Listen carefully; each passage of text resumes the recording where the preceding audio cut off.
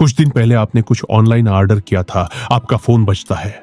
आपको लगता है कि यह डिलीवरी एजेंट का होगा, लेकिन स्क्रीन पर एक शांत आवाज आपका नाम लेती है और कहती है कि आपके पार्सल में कुछ इलीगल मिला है और आप अरेस्ट हो चुके हैं। सवाल यह है, बिना हथकड़ी, बिना थाने, बिना किसी असली केस के ये गिरफ्तारी कैसे हो सकती है? ये कहानी अक्सर एक बिल्कुल सामान्य पल से शुरू होती है। कोई खाना खा रहा होता है, कोई घर लौट रहा होता है, कोई पढ़ाई कर रहा होता है या ऑफिस में बैठा होता है, और तभी एक अनजान नंबर से कॉल आती है। कॉलर बहुत सभ्य तरीके से बात करता है, जैसे कोई कस्टमर केयर हो। वो खुद को courier company, bank, immigration, customs या साइबर क्राइम विभाग से बताता है। कभी बोलता है कि आपके नाम से एक पार्सल पकड़ा गया है, कभी कहता है कि आपके डॉक्यूमेंट से एक फर्जी अकाउंट खुला है, कभी कहता है कि आपका नंबर किसी गैर कानूनी गतिविधि से जुड़ा है, और वो शब्द बहुत सोच समझ कर चुनता है। Drugs, fake passport, money laundering या संदिग्ध ट्रांजैक्शन। इतना डराने वाला कि आप घबरा जाए, और इतना अस्पष्ट कि आप सवाल ही न पूछ सके। फिर आता है पहला दबाव। कॉलर कहता है कि मामला बहुत अर्जेंट है। वो कह सकता है कि आज ही पुलिस कार्रवाई होगी। वो कह सकता है कि आपका बैंक अकाउंट फ्रीज हो जाएगा। वो कहता है कि आपको अभी इसी वक्त कोऑपरेट करना होगा। यही वो पल है जहां जाल कसने लगता है। उन्हें आपकी मदद करने से कोई लेना देना नहीं है। वो चाहते हैं कि घबरा जाए, और वे चाहते हैं कि आप सोचने का समय खो दें।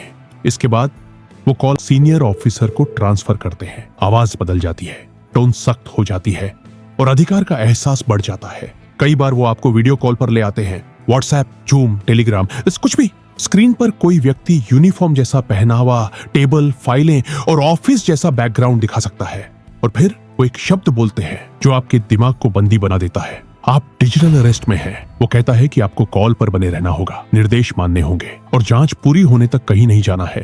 वो आपको डराता है कि कॉल काटी तो आप भगौड़े माने जाएंगे। वो कहता है कि किसी को बताया तो केस बिगड़ जाएगा, और वो ये भी कह सकता है कि ये सीक्रेट इन्वेस्टिगेशन है। डिजिटल अरेस्ट एक नकली स्थिति जिसमें स्कैमर डराकर आपको कॉल पर रोके रखते हैं और कंट्रोल करते हैं। यहीं से असली कंट्रोल शुरू होता है। कई बार वो घंटों तक कॉल पर रखते हैं। कभी कहते हैं कैमरा ऑन रखो, कभी कहते हैं अपना कमरा दिखाओ, कभी कहते हैं स्क्रीन शेयर करो, और कभी बैंक ऐप खोलकर वेरिफिकेशन करने को कहते हैं। और आप खुद को बचाने के लिए हर बात मानने लगते हैं, क्योंकि उस समय आपका दिमाग सिर्फ एक चीज सोचता है, मैं निर्दोष हूं, मुझे ये साबित करना है।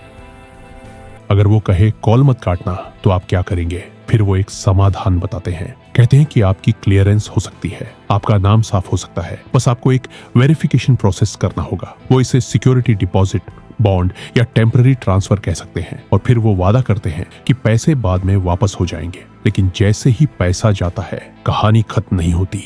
अक्सर वो और आगे बढ़ते हैं। कहते हैं नई जानकारी आई है, कहते हैं और अकाउंट जुड़े हैं, कहते हैं फाइनल क्लियरेंस बाकी है। ये एक डरावनी काली सुरंग जैसा बन जाता है। आप सोचते हैं बस थोड़ी देर और सब ठीक हो जाएगा, लेकिन वो सुरंग जानबूझकर लंबी बनाई जाती है, और अंत में दो ही चीजें होती हैं। या तो पीड़ित कॉल काट देता है और सच समझ जाता है, या फिर स्कैमर उतना पैसा निकाल लेते हैं जितना निकल सकता है और गायब हो जाते हैं। कई बार सबसे डरावनी चीज शोर नहीं होती, सबसे डरावनी चीज होती है अचानक आया सन्नाटा।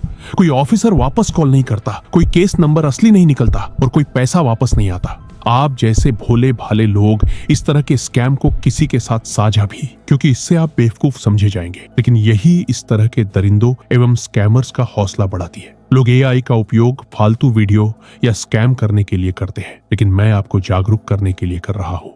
यही फर्क है कि हाई क्वालिटी कंटेंट सबको आसानी से समझ नहीं आता, और ना ही कोई शेयर करता है। अगर आपको समझ आया है तो शेयर कीजिए,